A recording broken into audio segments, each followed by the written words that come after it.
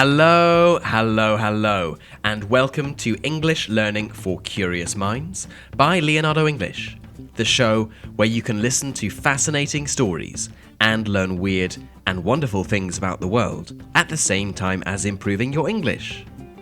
I'm Alistair Budge, and today we are going to be talking about the future of the British royal family. On February the 6th of this year, just a couple of days after this episode is set to be released, Queen Elizabeth II will celebrate her 70th year on the throne of the United Kingdom, and in April she will celebrate her 96th birthday.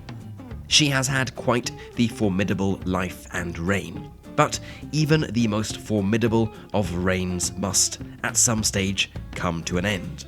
So, in this episode, we are going to ask ourselves, what comes next? Who will be King of the United Kingdom? And how will they be different from Queen Elizabeth? And why? And what does the future hold for the British royal family? Okay then, the future of the British royal family. The British royal family is often thought of as a business, and indeed Prince Philip, the Queen's late husband, used to refer to it as the firm. The firm is another word for a business. So, let me paint you a picture for a minute. Imagine that you have a family business which is both old, at least 1,000 years old, and valuable. Above all, its brand is unique. People from all over the world know about it. Imagine that you are the chairman and chief executive. You are the boss. You have run this business practically all of your adult life, and you are now approaching the end of your tenure. It's time to retire. Like any responsible family business owner, you want to ensure that you hand the business on in good order to your successor. So far, so good. But in the case of the British royal family, there are some major complications and unusual factors. Firstly, unlike with most family businesses, the leadership is hereditary. In other words, it is handed down from parent to child. It goes to the firstborn, no matter who that person is. Secondly, and here is another extremely unusual feature of the family business that we are discussing, you don't ever actually retire. The job only stops when you take your last breath. As a result, the boss of the family business we are talking about is 95 years old, and her successor, the person who will take over from her, is well into his 70s. Most people his age have already retired. Thirdly, there are almost 70 million owners, shareholders of this family business, every person in the United Kingdom. Sure, British people don't own the royal family, but the royal family relies on the support and approval of the British people to continue existing. And finally, the service that this business provides is unusual and hard to measure. It provides stability, continuity, and it is also estimated to bring in around 20 billion euros to the country's economy. But there are plenty of people, plenty of its owners, in fact, plenty of shareholders, who argue that it is a business that simply shouldn't exist. It is a strange situation indeed. Now, let's just get a couple of things straight before we dive right into the question of the future of the British royal family. On a purely practical basis, what will happen when the Queen dies? Who will the crown be passed to? To remind you, the Queen has 4 children: Charles, Anne, Andrew, and Edward. Charles is the eldest, so he is first in line to the throne. He also has 2 children, William and Harry, and they both have children of their own. I'm addressing this because lots of people think that there is an option for the crown to pass directly to William, skipping Charles out completely. But that simply won't happen. or if it does, it won't happen immediately. When the Queen takes her last breath, assuming her son Charles is still alive, the throne will immediately pass to Charles, and he will become king, King Charles III.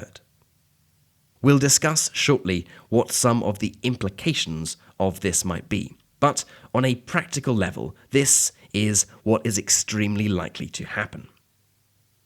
The other thing to remind you of is what the King or Queen of the United Kingdom actually does. The UK is a constitutional monarchy, which means that a monarch shares power with a constitutionally elected government. But on a practical level, the monarch simply says yes to whatever the government says. And there is the expectation that the monarch has absolutely zero involvement in the day-to-day running of the country. The British people elect a government, and it governs the country, not the king or queen. And the monarchy in the UK is still very popular. Or should I say, the Queen of England is still very popular. Because for many people, the monarchy is inseparable from the current queen. She has been on the throne for almost 70 years, so the vast majority of the country will only ever have known her as queen. In terms of quite how popular she is, recent surveys have shown that around 76% of the British population like her. 13% of people have a neutral opinion of her, and only 7% of the population dislike her. And most people think she has done a good job as queen. 23% of people think she has done a fairly good job, quite a good job. And 59% of people think she has done a very good job. These are ratings that most politicians would die for. They would love to be viewed as positively as the Queen. And although she has certainly had her fair share of difficulties and points when she was not as popular as she is now, she will certainly go down in history as one of the most popular monarchs the country has ever had. This poses a problem for who comes next, Charles. He has had a lifetime in the public eye, over 70 years, yet his approval ratings are significantly worse than his mother's, at 45% versus his mother's 76%. Put simply, the British people just don't like him nearly as much as his mother, or even his son, William, who has an approval rating of 66%. Few people are saying that Charles is an inherently bad man, but that he is on the dull and unimaginative side, it seems. He isn't inspiring, and he seems old and out of touch, even to people of his generation. He has also been shown to have tried to interfere with British politics by writing letters to politicians urging them to put in place particular policies that he believes in. Now, Prince Charles does have many beliefs that now seem rather forward-thinking, that now seem rather modern. He has always been an advocate for the environment, for planting of trees, and a general supporter of environmental issues. But the point isn't that he was urging MPs to take action on the wrong issues. It's that he was interfering in politics at all. This is considered to be taboo for a British monarch, and his mother is viewed to have kept her nose firmly out of politics. Now, Charles has evidently had his entire life to consider what he would do as king. So let's move on to look into our crystal ball and think about some of the actions that he will likely take when the crown is placed on his head. Firstly, he will probably slim down the official royal family, the number of people who are actually on the payroll, and official members of the royal family will reduce in number. He will do this for two reasons. Firstly, because there is already debate about the purpose of minor royal family members and their cost to the British taxpayer through things like police protection. There is a long list of people who could theoretically become king or queen. And given that we don't live in the Middle Ages now, and they aren't going to be killed in battle or die from disease, there simply isn't the need to have so many official members of the royal family. We don't need to have all these backups. Secondly, because it is clear that the more official members of a family you have, the more chance there is of one doing something wrong and reflecting badly on the royal family as a brand, on the royal family as a whole.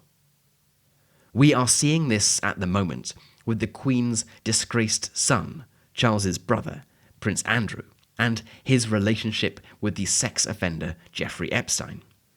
Indeed, shortly before I started writing this episode, Andrew was officially stripped of his royal duties, and time will tell whether he actually ever faces trial and even goes to prison. And although this incident with Andrew is certainly the worst, he and his ex-wife, Sarah Ferguson, have caused significant upset and controversy to the royal family over the years. His wife was photographed sucking a man's toe, then several years later offering to sell access to the royal family to an undercover journalist. You might be thinking, why hasn't this happened before? Why didn't they already reduce the size of the official royal family if there were members that had caused such embarrassment? Well, there was certainly scandal in the royal family before, perhaps scandal even worse than that of Prince Andrew, but it was simply a lot easier 100 or 200 years ago to keep these scandals quiet, so they weren't public knowledge. Out of sight, out of mind, so the saying goes. So, Charles might understandably think, let's reduce the number of royals, let's keep the core, most important, reliable ones, and keep only those we really need and can trust to behave well, and the country can be proud of. This would not be in any way an original or surprising thing to do. You only have to look across the North Sea to see what happened to Northern European monarchies after the Second World War. They underwent self-imposed slimming down processes, and this has certainly helped their survival. Moving on to our second prediction, or at least possibility. This relates to how Charles will deal with his son, the next in line to the throne, Prince William. When Prince Charles becomes King Charles, he will be, at the very youngest, 73 years old. Although he has been waiting for this chance for his entire life, most 73-year-olds don't want to start a completely new job that requires them to travel up and down the country, shake thousands of people's hands every week, travel around the world, and sleep in a different bed every other night. There is one possibility that he might rule semi-jointly with William, so that Charles is still king and does the main official duties of the king, such as meeting with the Prime Minister and meeting foreign leaders.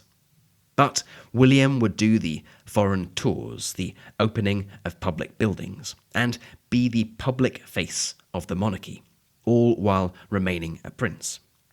He is, after all, popular with the British people, and he's only 39, certainly not too old to be put to work. And the British people do tend to see William, not Charles, as the future of the British monarchy. Although the British public is split over who should actually take over as king, there are the same amount of people who say Charles as who say William. 65% of people think that William would have the most influence over the future of the royal family, versus only 10% saying Charles.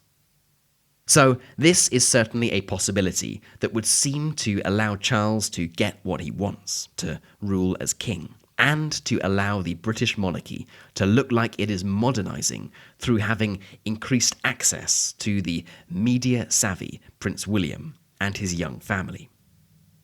Now, this brings us nicely on to our next point, our next prediction, which is about the royal family becoming more open to the public, increasing access to it and making it seem like more of a normal family. The Queen, to her credit, actually set the wheels in motion for this as early as the 1960s, when she decided to allow documentary makers into Buckingham Palace for the first time to film the private lives of the Queen and her family. This documentary, released in 1969 and simply called Royal Family, was a roaring success. It attracted 30 million viewers in the UK and has now been seen by over 350 million people worldwide. Of course, there are many more ways for people in 2022 to have a glimpse into the private lives of others, and Prince William and his wife Kate Middleton have proved to be very skillful with portraying themselves as normal parents like any other. And just like with the 1969 documentary, people love it.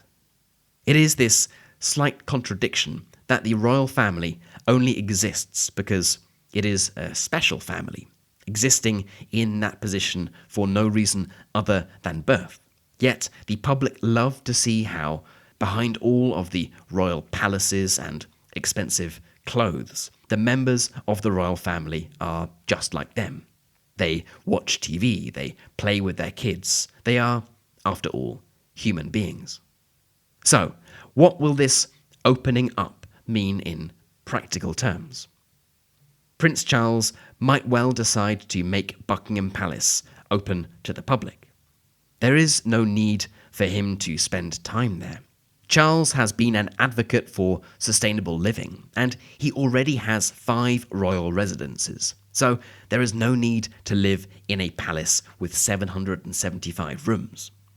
And if it were open to the public, it would certainly bring even more tourists and reduce the burden on the taxpayer. So it would be an easy win for the royal family. Let's move on to the relationship between monarch and parliament and ask ourselves the question of whether the UK will ever get rid of its monarchy. Charles, as we heard earlier, has made no secret of his political beliefs and has actively tried to influence government policy.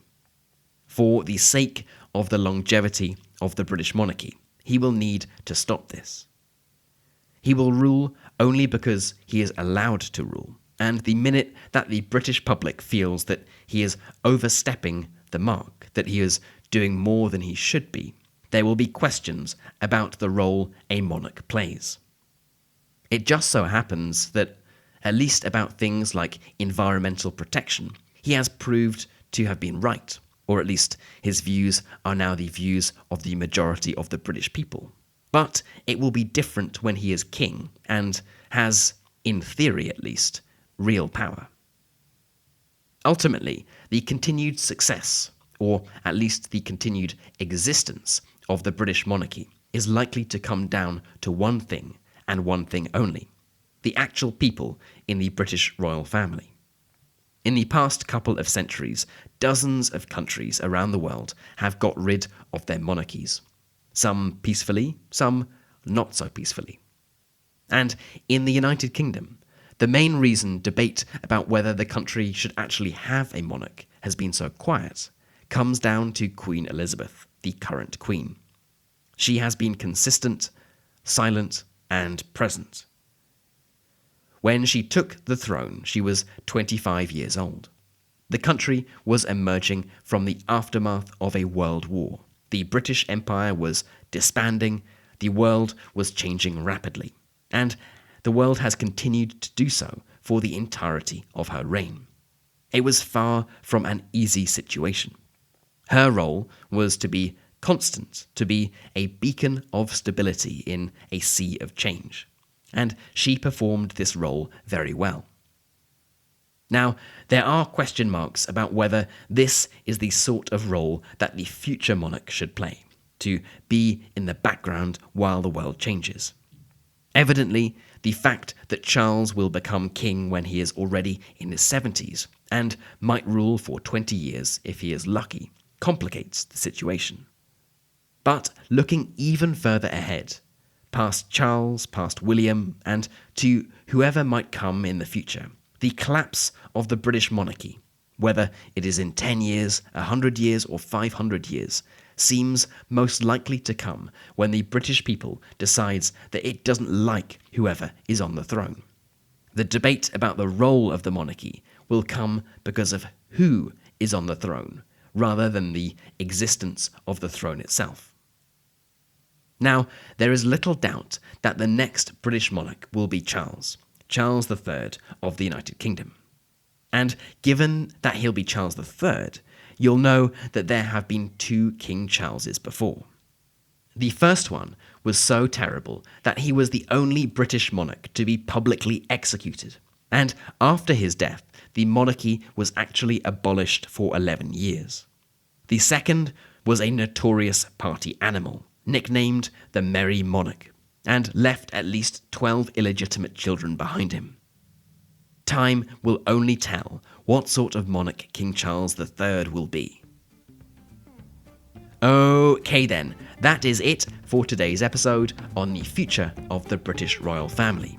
If you're listening to this episode on the day it comes out, then well done. You are on top of things, and you have just 2 days to wait until an important day for the UK. If you're listening to this on February the 6th of 2022, then you should raise a glass to the 70th anniversary, the Platinum Jubilee of Queen Elizabeth II. And if you're listening to it after that, perhaps even when there's a King Charles or even King William on the throne, then you'll be able to see for yourself how these predictions fared against reality. As always, I would love to know what you thought of this episode. What do you think lies ahead for the British royal family? Who should become the next king, Charles or William, and why? What does the royal family need to do to survive? And is it even right for it to continue to survive? I would love to know, so let's get this discussion started. You can head right into our community forum, which is at community.leonardoenglish.com, and get chatting away to other curious minds. You've been listening to English Learning for Curious Minds by Leonardo English. I'm Alistair Budge. You stay safe, and I'll catch you in the next episode.